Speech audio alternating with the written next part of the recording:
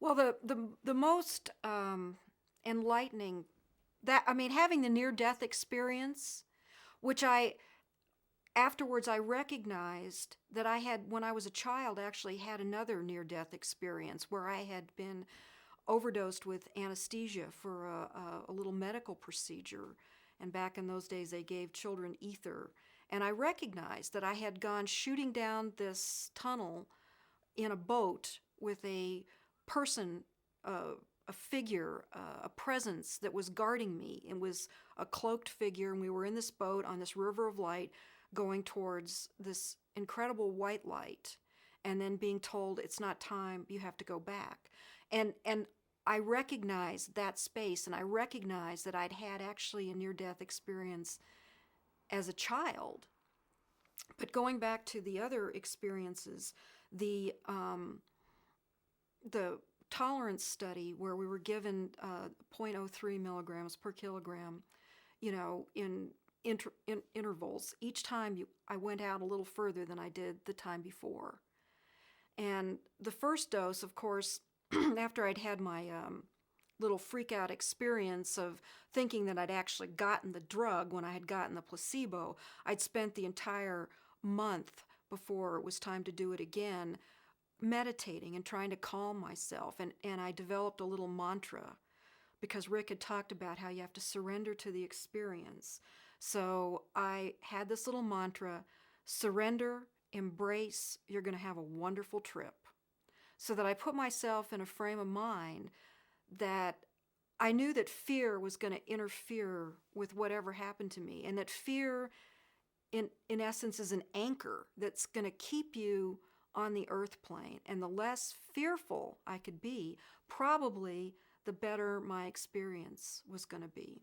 So I had been reciting this mantra all month. I had prepared when we were driving to the hospital. I was very scared because it's so incredibly disconcerting and mind-boggling to have your consciousness separated from your body. I listened to a Moody Blues song called The Voice, which has some of the same sounds that I had heard when I was blasted out of my body, and it felt kind of comforting to hear these sounds as kind of a preparation. And the theme was kind of the same, that there's this higher intelligence that you communicate with.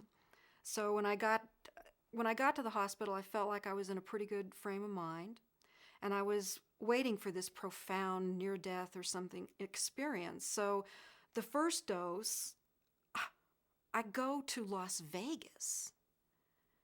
I was in like this casino environment with these flashing lights, and I hate Las Vegas, with these flashing lights. And then there were these clowns, and they were jumping around, and they were kind of like these claymation clowns, and they were doing these flips, and I started laughing. And I thought, I mean, there was part of my consciousness that I knew I was in this completely different plane of existence, this parallel universe.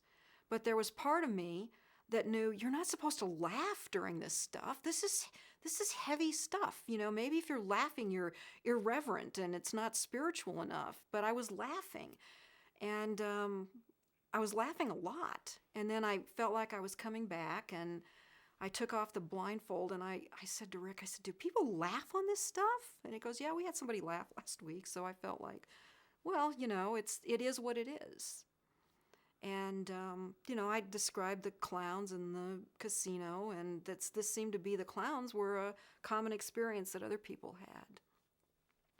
So the next dose, I got tangled up in the colors, all of the colors that come at you, and the experience of separating your consciousness from your body and going through these fractal patterns. And I felt like I was tangled in them, that it was taking me a long time, that they were interfering with my progress out into the universe. And then all of a sudden, in the middle of these colors, there appeared this little pulsing light. There was an entity. I know it sounds crazy. It's like Tinkerbell. It was this guide. I knew it was a guide, and it wanted me to come with it. And I wasn't sure. I was a little afraid of following it for fear I would not be able to find my way back. And by the time I had felt like I had enough courage to go with the entity, I could feel that I was coming back. And so Rick said that I was spending too much time in the colors, that I needed to just blast on through them and not be distracted. So on the third dose, I was pretty much ready to go with the entity. And, I felt that I had gone much, much further out into deep space. And as I was about to approach the deepest level and following this entity, I felt the drug wearing off and kind of coming back. And it was, again, this kind of difficulty of getting back into my body again. It was a feeling of exhaustion. And so for the fourth dose, I immediately went out into deep space.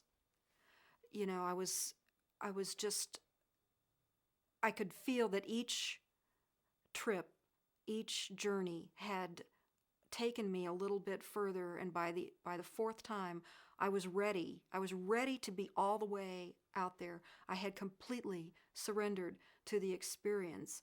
And suddenly I'm in this environment where there's these beings that are trying not to frighten me. And they were like geometric in shape. It might have almost been that they had masks on. They reminded me of petroglyph figures. They were trying very hard not to frighten me. They indicated that there were certain things that I needed, that they wanted me to do for them. One of them was to connect with my body for the blood pressure reading. And I felt really kind of creepy about that. And I thought about, wait a minute, this is like an alien abduction thing. What do they want with my blood pressure reading? And besides, I'm out here. How can I connect with my body? How can I go back? I'm out here. But they told me that we exist on many levels and that this was possible. And all I had to do was think about it. And so while all the other times I had never felt the blood pressure cuff inflating on my arm while I was out, all of a sudden, right in the middle of the trip, I felt the blood pressure cuff inflate. They were very happy that I had done this for them, that I had provided whatever information that it was that they needed